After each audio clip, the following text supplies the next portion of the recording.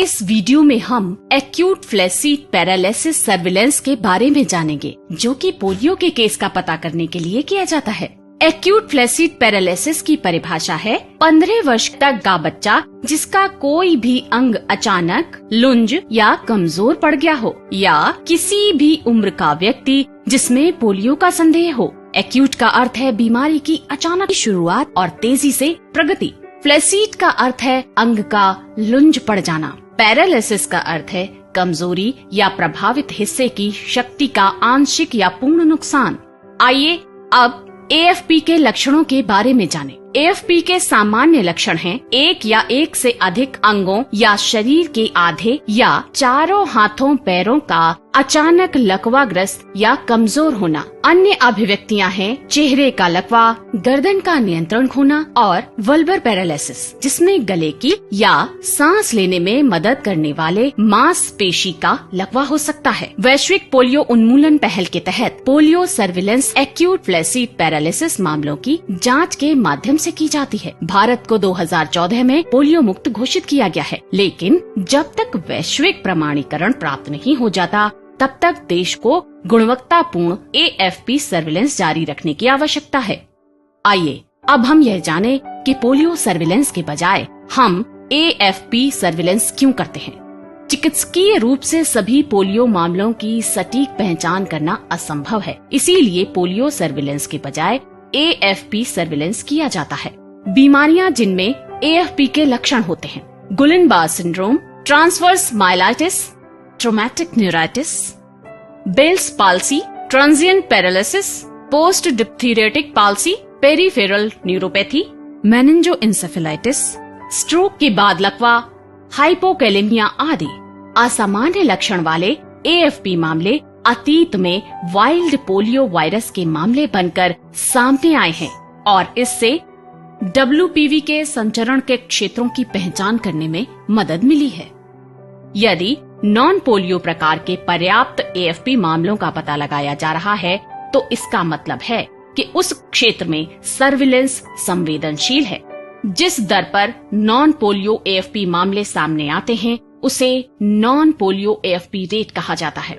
Block या जिले या राज्य का AFP सर्विलेंस तब संवेदनशील माना जाता है जब नॉन पोलियो AFP रेट 15 वर्ष से कम वाली जनसंख्या के प्रति 1 लाख पर 2 या 2 से अधिक हो। सभी ऐसे मामलों को रिपोर्ट करना याद रखें जिनमें वर्तमान बीमारी में लकवा अथवा कमजोरी हो, या वर्तमान बीमारी में लकवा अथवा कमजोरी का इतिहास हो, या बीमारी की प्रस्तुति अस्पष्ट हो। पिछले 6 महीनों में पैरालिसिस की शुरुआत होने वाले सभी मामलों को रिपोर्ट किया जाना चाहिए। पोलियो के मामले के चूकने का परिणाम अत्यधिक गंभीर हो सकता है, इसीलिए कभी कभी अस्पष्ट मामले को शामिल करना सही कदम है, विशेष रूप से पोलियो उन्मूलन के अंतिम चरण के दौरान। AFP की शुरुआत की तारीख लकवा या कमजोरी की शुरुआत की तारीख है। पिछले 60 दिनों के अंदर लकवे की शुरुआत वाले सभी AFP मामलों से 2 स्टूल सैंपल एकत्र किए जाने चाहिए और वायरस कल्चर के लिए WHO से मान्यता प्राप्त प्रयोगशाला में भेजे जाने चाहिए। मल में वायरस के रुक रुक कर होने की स्थिति में दोनों सैंपल्स के बीच कम से कम 24 घंटे का अंतर होना चाहिए।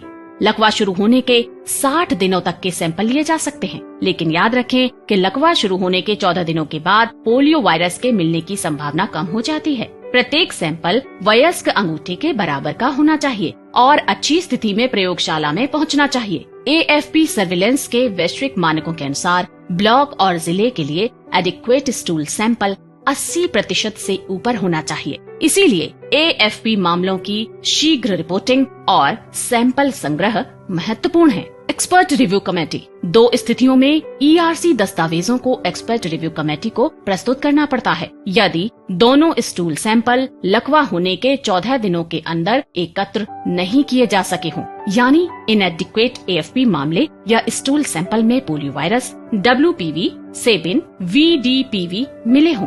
DIO या SMO को लकवा शुरू होने के 70 दिनों के भीतर नीचे दिए गए दस्तावेज जमा करने होंगे।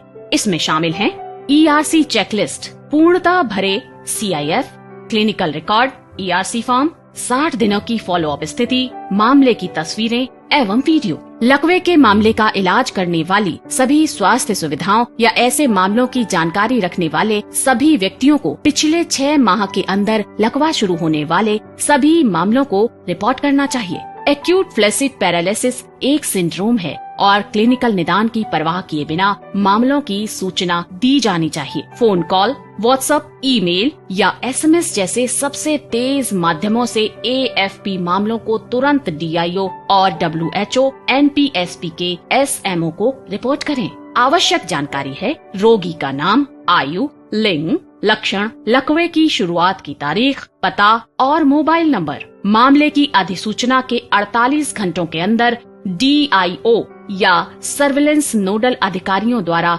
केस इन्वेस्टिगेशन फॉर्म CIF का उपयोग करके सभी AFP मामलों की जांच की जानी चाहिए।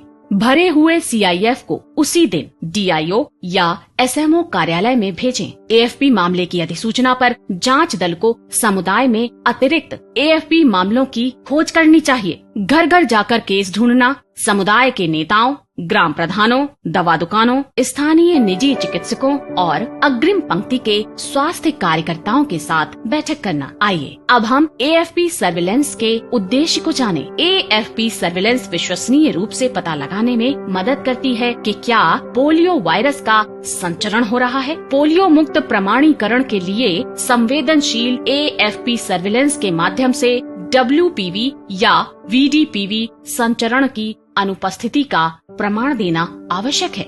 AFP सर्विलेंस तब तक जारी रहेगी जब तक कि वैश्विक पोलियो मुक्त प्रमाणन प्राप्त नहीं हो जाता।